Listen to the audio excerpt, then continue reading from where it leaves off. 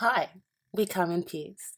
The mysterious alien abduction case of American couple Barney and Betty Hill of New Hampshire. With their claim to have been abducted by extraterrestrials, the Hills made headlines.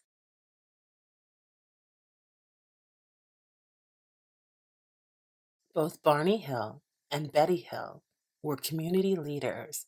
Betty was a social worker, while Barney had a seat on the United States Commission on Civil Rights, local board. Both Hills were members of the NAACP. September 19th, 1961, at about 10:30 p.m. In a rural portion of New Hampshire, driving home to Portsmouth from a vacation in Montreal and Niagara Falls, did the Hills encounter a UFO? The Hills' statement begins when Betty observed a bright point of light in the sky. The light was just south of Lancaster, New Hampshire. The point of light moved from below the moon and the planet Jupiter, upwards to the west of the moon. Betty believed that what she was witnessing was a falling star, except this falling star appeared to be moving upward. Betty's falling star now grew bigger, moved erratically, and it had grown brighter. She suggested Barney take a closer look and walk their dog, Bellesley. So, just south of Twin Mountain, Barney stopped their car in a picnic area. Betty saw an odd-shaped craft, flashing multicolored lights, travel across the face of the moon. When she looked through the binoculars, Betty thought she knew what this was. Her sister, several years earlier, had seen one. It was a flying saucer. Barney believed he was looking at a commercial airliner traveling past Vermont. He changed his mind. It didn't look like the craft had turned, but the craft was quickly moving towards him.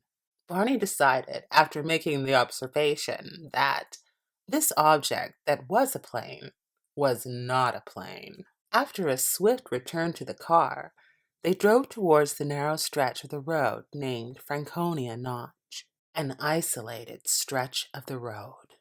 The odd-shaped craft moved even closer to them. Betty and Barney moved very slowly, driving on the isolated mountain road. The object passed over the top of a restaurant. Then the craft flew over the top of Old Canyon Mountain Signal Tower. Near the old man of the mountain, the craft flew out again. According to Betty, the flying saucer was at least 1.5 times the length of the granite cliff profile, which was 40 feet, 12 meters long, and that it seems to be rotating. In the darkness, the erratically bouncing craft was illuminated, and as it moved silently through the sky, Barney and Betty watched. The craft descended towards their car rapidly when they were just south 1 mile of Indian Head. Barney was startled by the quick motion and braked the vehicle in the middle of the highway.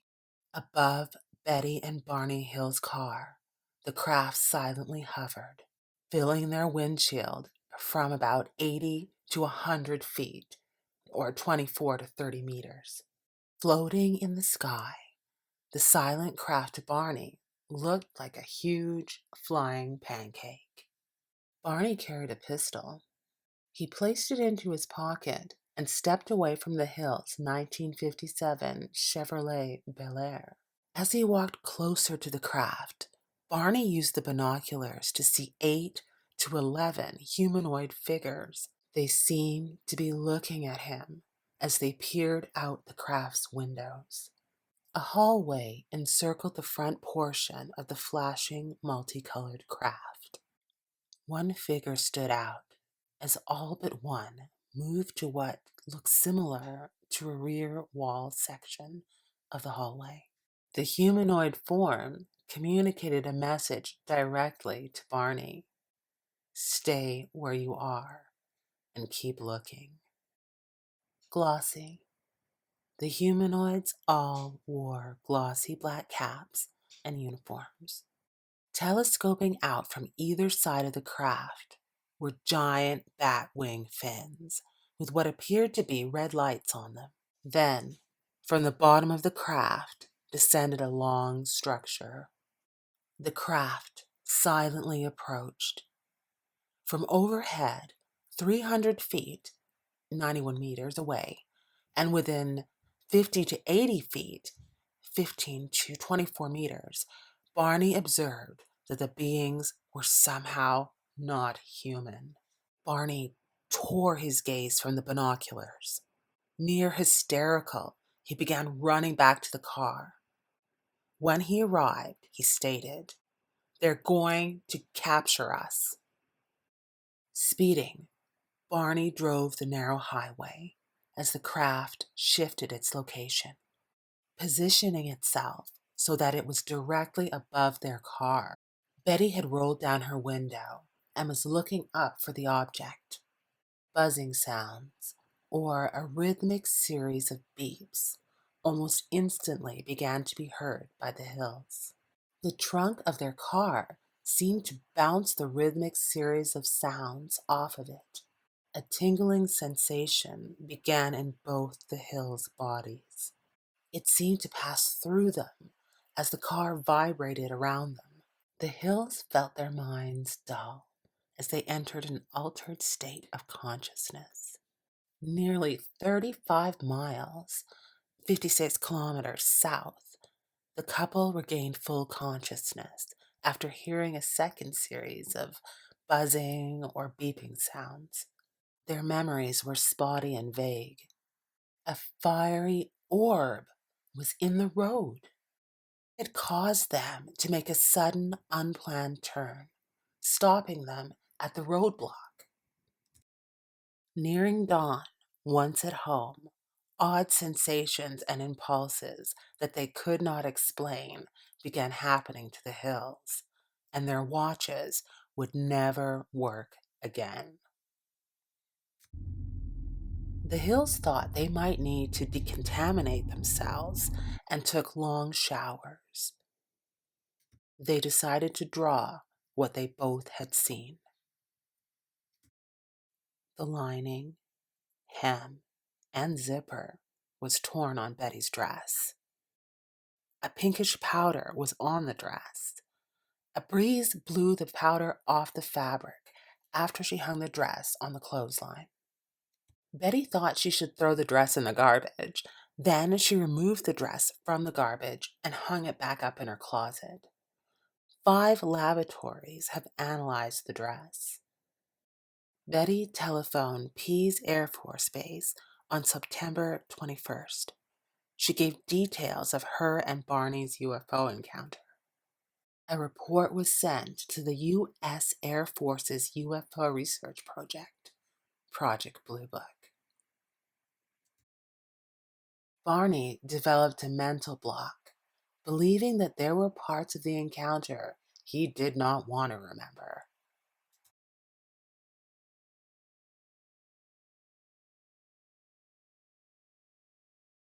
Betty began to have intense, vivid dreams 10 days after the UFO encounter. In all of her lifetime, she had never experienced dreams as intense as these dreams. For 5 continuous nights, the dreams returned. Then, as abruptly as they had started, the dreams stopped. In one dream, men had surrounded their car at the roadblock. She was being made to walk in the dark forest by 2 small men. She remembered Barney walking behind her. He seemed to be sleepwalking or in a trance and did not respond to her when she tried to speak to him. In another dream, the nearly human men walked the hills up a ramp. They entered a metallic disc-shaped craft. Betty protested being separated from Barney. Betty called one of the somehow not human beings the leader. The leader communicated to Betty the exams would take much longer if they were conducted together. In Betty's examination room, the leader was joined by another humanoid who possessed a manner that was both pleasant and calm. Betty called the new being the Examiner. While Betty could understand the leader, she had a harder time understanding the Examiner. The tests were to note the differences between humans and the craft's occupants.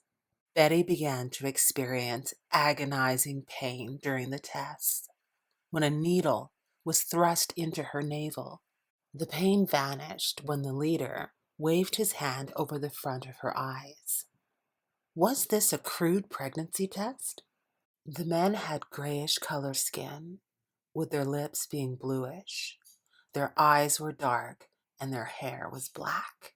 They all stood 5 feet to 5 feet 4 inches tall. They wore matching military blue caps and uniforms. Betty asked where the leader came from after she picked up a book with rows of strange symbols. An instructional map dotted with stars was shown to Betty. Some researchers believe the star map that the non-humans showed to Betty Hill could be the Zeta Reticuli system, hence the name, the Zeta Reticuli incident and the Hill abduction. While hypnotized, Barney said, "I felt like the eyes had pushed into my eyes. Oh, those eyes. They're, they're in my brain. I was told to close my eyes because I saw 2 eyes coming close to mine, and I felt like the eyes had pushed into my eyes. All I see are these eyes. I'm not even afraid that they're just not connected to a body, and they're just there. They're just up close to me, pressing against my eyes." Was this a case of sleep deprivation, false memories, a hoax, or even an actual UFO encounter? Let us know what you think in the comments. Thanks for watching, and subscribe if you enjoyed this type of content. Galaxy Higgs, jumping out.